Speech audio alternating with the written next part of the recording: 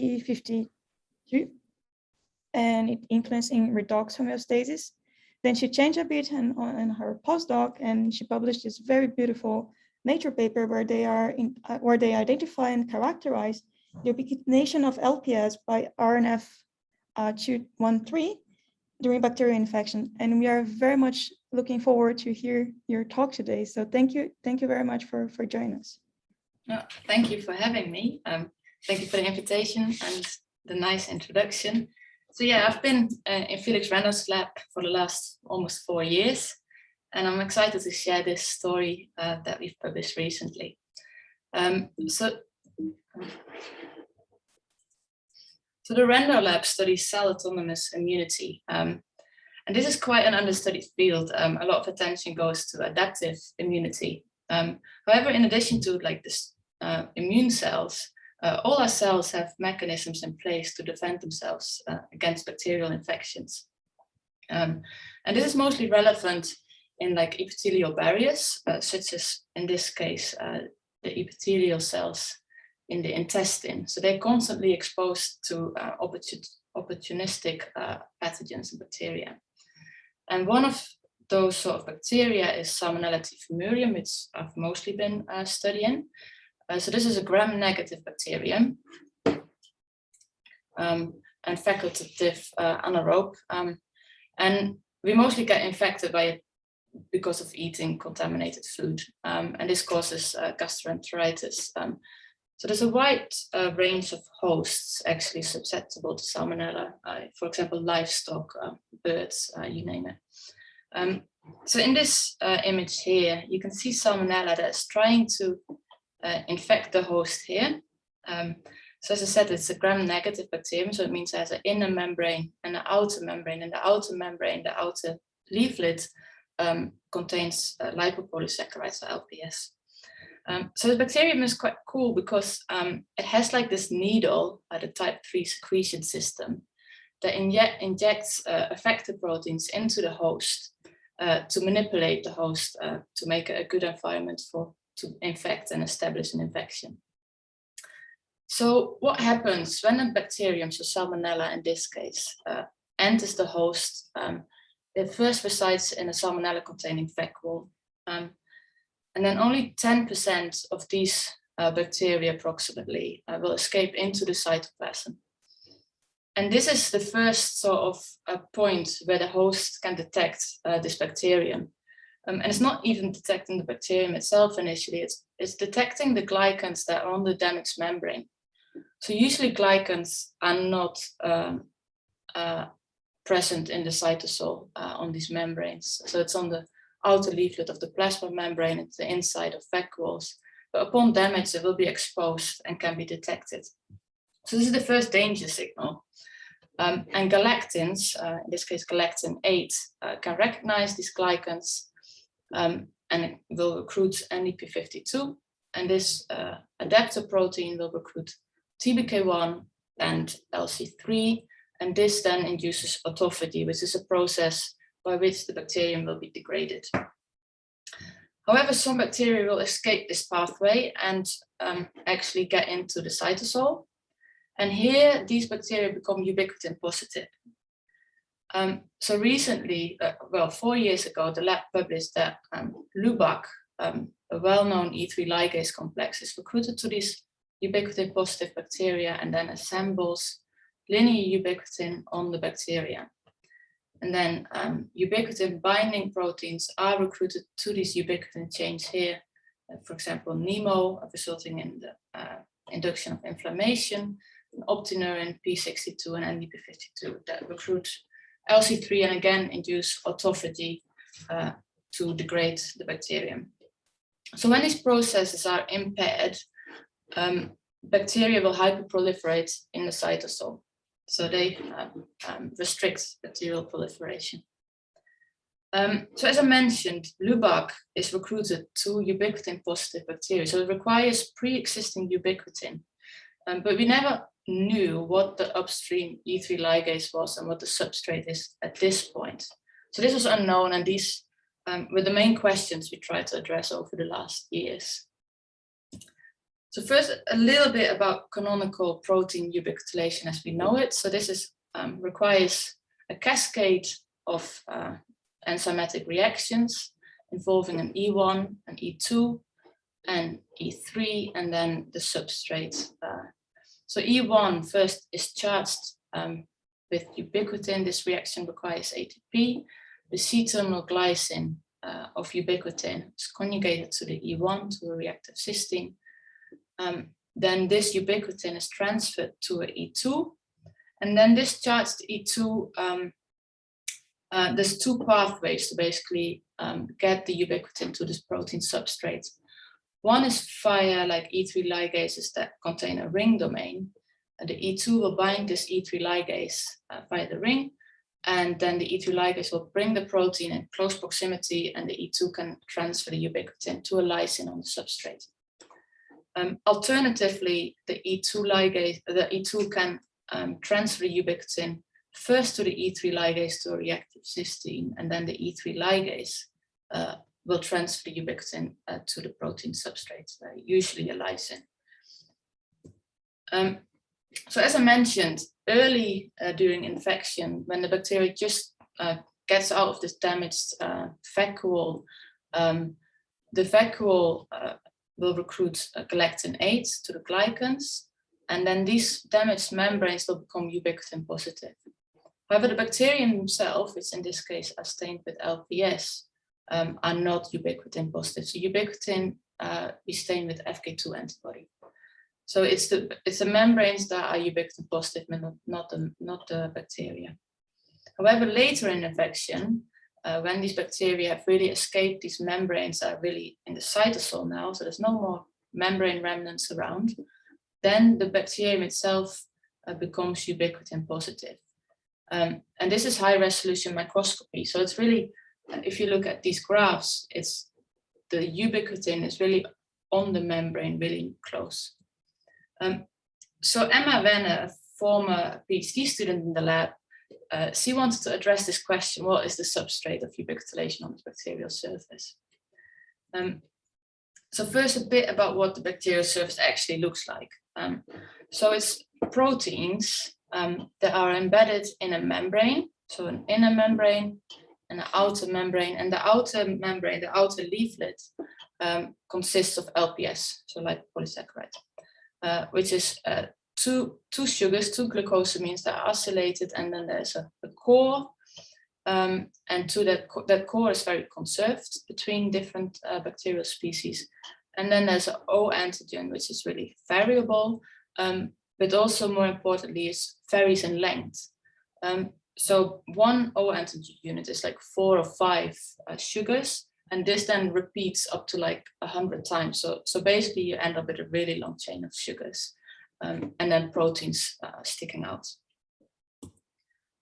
So what she did is she infected cells with bacteria, lysed the cells, extracted the bacteria, and then did a ubiquitin blot with this FK2 antibody that I mentioned before. And what she sees is a smear of ubiquitin, and this is not unexpected. It's what we see all the time for ubiquitin blots, because when, for example, with proteins, when the proteins have different sizes and become ubiquitin positive, you end up with a smear. So this doesn't tell us much about what the substrate here could be. But then she did this clever experiment where she made different Salmonella strains that have truncated LPS. So she made two deletion strains, delta RFC and delta RFAL. And in the case of delta RFC, the polymerase, the O antigen polymerase is lacking. So now we're only left with lipid A with a core and then 1 unit of O antigen. So this LPS species now has a very defined size. And furthermore, she used the RFAL deletion, which is lacking the O antigen ligase. So you only have the lipid A and the core, also with a defined size, in contrast to the wild type. And now when she infects cells with these bacteria, she sees this striking banding pattern appear, of which the smallest band here in RFAL is approximately 15 kilodaltons. And ubiquitin itself is 9 kilodaltons. So that means that the substrate has to be approximately 6 kilodaltons, which is exactly the size of this LPS species in RFAL. So then if you look at the size difference here between the delta RFAL and the delta RFC LPS ubiquitin, you can see that's not much, and it can be exactly explained by these 4 sugars that cause this shift. So from this, we conclude that it's LPS that is the substrate from ubiquitylation and not proteins. So then the bottom bands is 1 LPS conjugated to 1 ubiquitin molecule, and then 2 ubiquitin molecules and 3, etc. So this is exciting because so far we've only seen proteins being substrates for ubiquitylation. It's the first time that it's not a protein that's a substrate for ubiquitylation, so it's completely new. So then we wanted to confirm that it's really ubiquitin that's attached to LPS, because so far we've only used it in an FK2 antibody. So ubiquitylation is a reversible process, so there's also deubiquitylating enzymes. And one of these deubiquitylating enzymes is USP2. So what we did is I extracted bacteria from cells, they become ubiquitin positive, and then incubated with USP2. And indeed, ubiquitin then is removed from LPS, confirming it's actually ubiquitin.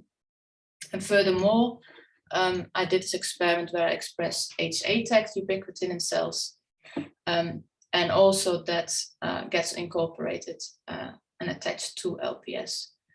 Furthermore, I expressed the C-terminal glycine mutant. So the C-terminal glycine usually is the residue that is attached to protein substrates. And also in the case for LPS ubiquitylation, it's the C-terminal glycines that are required. So ubiquitin is attached to LPS by its C-terminal glycine. So then the big question is, what's the E3 ligase? And there we went for quite an old school biochemistry approach of fractionating enzymatic activity. And to do this, I needed an in vitro ubiquitylation assay first. So to set this up, I used different Salmonella strains that have truncated LPS of defined but different sizes, so I can confirm that what I see is ubiquitin being conjugated to LPS. And then I mixed this in an Eppendorf tube with recombinant E1, recombinant E2, in this case UBC5, and flag-tagged ubiquitin. And then as a donor for the E3 ligase, I used cell lysate. And then I add ATP and magnesium chloride, and I let the reaction run in my tube. And then indeed, I can see flag-tagged ubiquitin being conjugated to LPS. So here you can see after 30 minutes of in vitro ubiquitylation, looking at different strains that have different LPS truncations or different sizes, I can see here mono ubiquitin being conjugated to LPS. So that was exciting because it means I can use this system now to start fractionating this lysate to identify the E3 ligase that ubiquitylates LPS.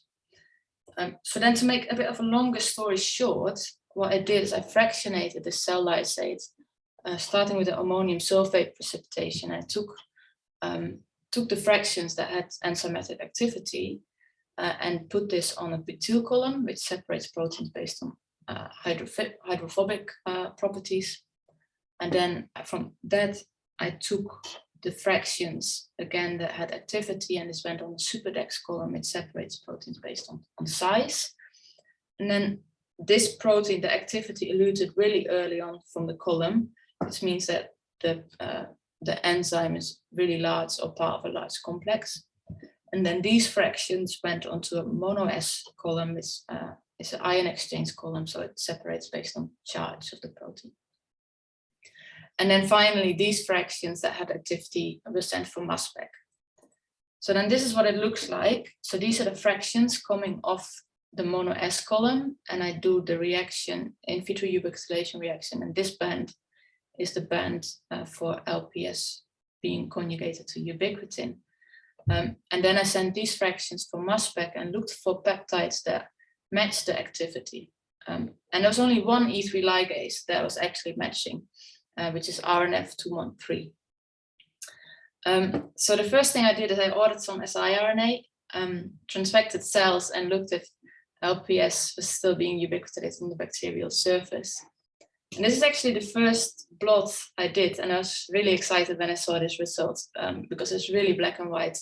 When you deplete RNF213 from cells, there's really no LPS ubiquitination left anymore on the bacterial surface. And then later on, I confirmed this in knockout cells in ELAs and in MEFs. So RNF213 is required for LPS ubiquitination, and the question is it also sufficient? Or are there other proteins required for this reaction? So to test this, I made recombinant RNF213 in insect cells, and I used this for in vitro ubiquitination reaction using bacteria as a substrate. And indeed, this works beautifully. So RNF213 is required, and this reaction requires ATP, E1, and the E2, and the E3 itself as a control. So showing that it's sort of a canonical E3 ligase reaction that we're looking at. So now I had this system to work with recombinant RNF. I kept using bacteria as a substrate, but in principle, it should also work with purified LPS to make the system even cleaner and more minimalistic. So that's what I did. I ordered LPS, purified LPS from Salmonella, Minnesota. And then I used different truncations as well. So shorter and shorter, even going down to only having lipid A in the reaction. So I used this as substrates for a ubiquitination reaction using my recombinant RNF213. And then I saw beautiful ubiquitination of even the smallest species, which is just lipid A itself, which was fairly surprising to me because I was expecting it more to be on the sugars here, because this really is buried in the membrane and not very accessible at all. Yeah, so lipid A is the minimum substrate. Lipid A doesn't have any primary amino functions, so we hypothesized that it would be one of the hydroxy groups that is the conjugation site. And if that's the case, that means that there would be an ester bond formed, and an ester bond is base sensitive, which is shown here. So what I did is I treated LPS ubiquitin conjugates with increasing dose of sodium hydroxide, the base, and indeed the LPS ubiquitin conjugate is base sensitive. And as a control, I used lysine-linked ubiquitin, which is an amide bond, and this is stable in these same conditions. So this shows that it's oral hydroxy function that is ubiquitylated, but also the exciting possibility of a mixed anhydrate with the phosphates can't be excluded. So from there, a bit of cell biology before I come to the first summary. Anna Crispillo did this live cell imaging in the lab. So using GFP-tagged RNF213 expressing cells, infecting with red salmonella. So what you see is that the RNF recruitment starts focally and then slowly spreads around the bacterium in like a coordinated fashion, which is very exciting. And we don't really understand how this works yet. But the question first is like, is this actually important, this RNF recruitment and LPS ubiquitination? So first we looked at by immunofluorescence if these bacteria are still ubiquitin positive or not. And what you can see in RNF213 knockouts, the bacteria are really don't have any ubiquitin on them anymore, in contrast to the wild type cells, and that's quantified here. So in wild types, approximately 20%, 15% of the bacteria are ubiquitin positive, and this is completely gone in the knockouts. So then, as a consequence, there's also no LUBAC recruitment to these bacteria, and there's also no linear ubiquitin assembled on these bacteria. And of course, then there's also no recruitment of these ubiquitin binding proteins to bacteria, and therefore there's no autophagy induction as shown by LC3 recruitment. And as a consequence, bacteria in these RNF213 knockout cells hyperproliferate in the cytosol. So this shows that RNF213 restricts the proliferation of cytosolic Salmonella. So to first summarize, we found that the Lipid A moiety of LPS is the first non-proteinaceous substrate for ubiquityration, and this is very exciting because this really opens up the field. RNF213 is the E3 ligase, and this ubiquitylation of LPS and RNF213 by RNF213 restricts Salmonella proliferation. So a bit more about RNF213. So this is the biggest E3 ligase that has been identified to date. It's almost 600 kilodaltons, so that makes it, practically speaking, a bit hard to work with at times. And in Tim Clausen's lab, they've resolved the cryo-UM structure last year. So it has this dynein-like ATPase domain at the bottom, and then an E3 module on the top. And it's actually the only E3 ligase that has both these activities, so ATPase activity and E3 ligase activity. RNF213 is a major susceptibility factor for Moya disease, which is a disease that's causing a stroke in children. And then there's publications showing it's involved in lipotoxicity, lipid droplet formation, cell death, and NF-kappa B signaling. But really, how RNF213 is involved in these processes is not really clear at all. Yeah, so as I mentioned, it's a large protein, so it's actually quite hard to make stable cell lines with them. So we set up with Anna Crispillo a PiggyBac system to express different RNF213 alleles in knockout cells, and we did this in an inducible fashion, so we can induce tetracycline. And this system we use to test different alleles. So first, as a proof of principle, so these are wild-type maps. You can see the LPS ubiquitylation, the pattern that we've seen before.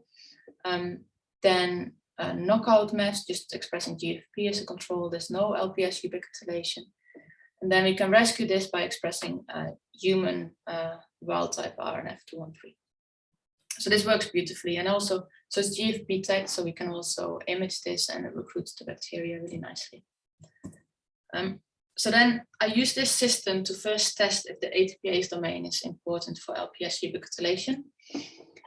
So as I mentioned, it's a dynein-like ATPase domain, so it has 6 AAA domains, but only 2 of them, the third and the fourth, have actual activity, so they bind and hydrolyze ATP. So for the binding of ATP, it has the Walker A motif that is required for that. And the hydrolysis is done by the Walker B motif. So we made these point mutants in these motifs. And as you can see, if you compare to wild type here, in red are the ones that don't bind ATP anymore. And you can see that the LPS ubiquitylating activity is really reduced in both cases. So ATP binding is important for LPS ubiquitylation. And then looking at hydrolysis, the picture changes a bit, because the hydrolysis, ATP hydrolysis in this third AAA domain here is not important at all for LPS ubiquitylation. In contrast, ATP hydrolysis is essential in the fourth one. So there's really no LPS ubiquitylation when you express this mutant. So we conclude that the ATPase domain activity is required for efficient LPS ubiquitylation, but we don't really understand yet how this works. So then the question is, which domain is important for the actual E3 ligase activity? So on the top here is this E3 ligase module, and this E3 ligase module contains the ring domain. And the ring domain is known to be important for E3 ligase activity in other proteins. So the first obvious experiment that I did is to simply delete the ring domain. However, the result was incredibly surprising, because deleting the whole ring domain didn't change the activity at all. So this protein was still active, which got me puzzled initially. But then this result was confirmed with the Clausen Labs paper. When they published the structure, they also deleted the ring domain, but then looked at auto-ubiquitylation of the E3 ligase. and also saw it was still active. So auto-ubiquitylation, like usually E3 ligase, in addition to ubiquitulating a substrate, it can also ubiquitilate itself, and that's often used as a readout. So then to find what part of RNF213 is actually having the E3 ligase activity, what I did is I chopped up the whole protein in different fractions, different fragments, and then searched for E3 ligase activity by looking at auto-ubiquitylation. So I produced these fragments GST tagged in E. coli, and then looked for auto-ubiquitylation. Then I found this smallest fragment that could ubiquitilate itself. And this fragment, if you look where it is, it's in this E3 module in the shell. So this fragment doesn't have any homology with any other known E3 ligase domains. But it did have one peptide that was conserved in one other mammalian protein called SATNFX1. So this fragment is rich, cysteine and histidine rich, and is predicted to be a zinc finger. And because it's conserved in RNF213 and SATNFX1, we call it the RZ finger. So then the first thing I did is I mutated this RZ finger. I mutated the histidine here, and looked if this fragment that had auto-ubiquitulating activity was still active, and it wasn't. So it shows that this RZ finger is really important for E3 ligase activity. And more importantly, I also made the same point mutant in the full-length protein and looked for LPS ubiquitylation. So I infected these cells that express this point mutant, and I see when I extract bacteria from these cells that LPS does not get ubiquitulated anymore. So this shows that the RZ finger is essential for LPS ubiquitylation by RNF213, and that we discovered a new E3 ligase domain. So to show where like this active fragment actually is in the cryo-EM structure that had been resolved previously, it's basically this light green fragment here. So it's the C-terminal lobe of this E3 module. And if you look here, the light green is the fragment that has auto-ubiquitulating activity. And then the RZ finger that we identified that is essential sits here and had not been resolved initially. So it suggested it's a flexible region. And actually, like the Clausen lab published a paper in bioRxiv a couple of months ago, where they could indeed see some densities here for the RZ finger, and they modeled it in there. So to conclude, we identified a new E3 ligase domain, the RZ-finger-containing C-lobe, that is very different compared to other known E3 ligase domains. So last summary, Lipid A, specifically the Lipid A moiety of LPS, is the first non-proteinaceous substrate for ubiquitilation. RNF213 is the ligase. RNF213 requires its HPase domain activity to efficiently ubiquitilate LPS.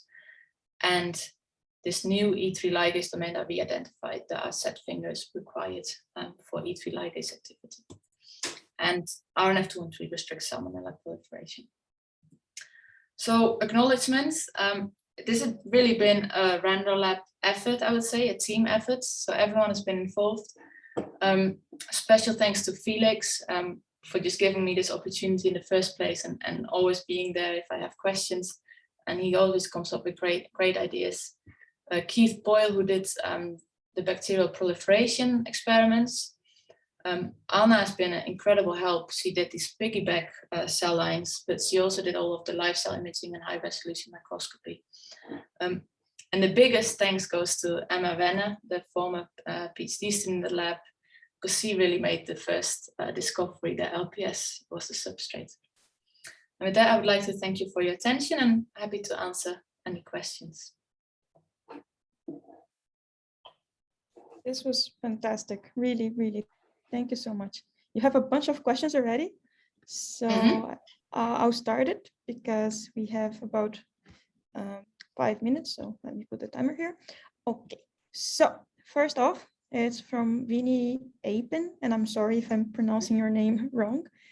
And it says, fantastic talk. And based on your model, is the rupture of the SCV required for RNF213 to ubiquitinate the Salmonella? And do you think that GAL8 mediate the antibacterial autophagy acts in a pathway parallel to RNF213, or are they epistatic? Yeah, I think that parallel, I think one comes after the other. I don't think they rely on each other in the sense that the broken membranes and galactins are required. So it really is, because that's on the vacuolar membrane. And I don't think we've done these experiments to do galactin 8 knockouts and look at LPS ubiquitylation directly. But if I would have to guess, I think the reaction would still go on fine. Mm-hmm. But we've not actually done the proper experiment there. And I also must tell you, there's a bunch of great talk, amazing, fantastic. So well done. Thank you. And then there's a question for Edgar Rodrigo. And I was also thinking about that. So he says, elegant data and talk. Do you know if there is anything that the Salmonella does to avoid or to escape this pathway? So Salmonella definitely does this, right? So there are examples, for example, from our own lab, where Shigella, for example, secretes effector proteins that antagonize GBP1 and this pathway, like host defense pathway. So we are looking into this, and I would expect there to be effector proteins around that, especially, for example, Shigella. So Salmonella, I'm not sure, but Shigella definitely seems to avoid this pathway. So yeah, I think this is really exciting thing to explore. Absolutely. Then there's a question from Hai Bing Juan, and he's asking, great talk. Can free LPS be ubiquitinated? And if so, is RNF213 also the E3? Free LPS? Yeah. So basically what we can do, and I think this is what you mean, it's like purified LPS that is in solution, that is not like it's not in the bacterial membrane anymore. And that we've used, and it is a substrate. It is all a bit tricky, I have to say, because when I do these reactions, it's a bit funny. I do the reaction in an Eppendorf tube, so polypropylene, and then it's basically the LPS that is stuck to the tube that is the substrate, and not the LPS that is in solution. So it looks like you might need some sort of surface in order for it to be a substrate. Yeah. Great. I also have a question. It's more towards the biological point of view. Have you seen whether there is a different expression level of our RNF213 in cells, in the sense that macrophages, they would have an increased expression, while something that is not in contact with bacteria, like a neuron cell, they would have decrease? Or yeah, it seems like all cell types express like a lot of RNF213, so it's ubiquitously expressed. It's inducible by interferon, so upon infection and with interferons you see a 2-3-fold sort of increase, and then it seems to be expressed quite highly in like T cells, for example. Yeah. Okay. Then there's a question from Ian Kansel, and they are asking if you break lipid A down into all the constituents, can either one of these be ubiquitylated alone? i.e., does glucosamine alone acts as a RNF213 substrate? So we're kind of trying to do these sort of experiments, but they're actually quite tricky because lipid A doesn't behave very well, and especially when you start to remove different parts. So we've not tried glucosamine by itself. So the answer is I don't know. But this is definitely something that we're trying to do, these sort of experiments. Great. Just the last question is regarding this foci that you see before the spreading. This is really fascinating. And I was wondering, if you block ATP in the cells, do you see that the foci stays and doesn't spread? Or what is your guess on that? So we've not tried this. What I do know is when you have these ATPase mutants that I described before, that definitely impairs recruitment. But then also The RZ-finger mutant, for example, also doesn't recruit to bacteria anymore. So I think there's multiple things here. Probably ATPase activity is required to form this sort of coordinated fashion of recruitment. But there could also be a positive feed-forward loop, for example, with like ubiquitylated LPS resulting in more recruitment of RNF213, for example. So this whole recruitment mechanism is not very clear yet, but definitely very interesting. Absolutely. Yeah. Well, thank you so much for your time. I'm very sorry that we have to continue for the next talk because I'm sure that there are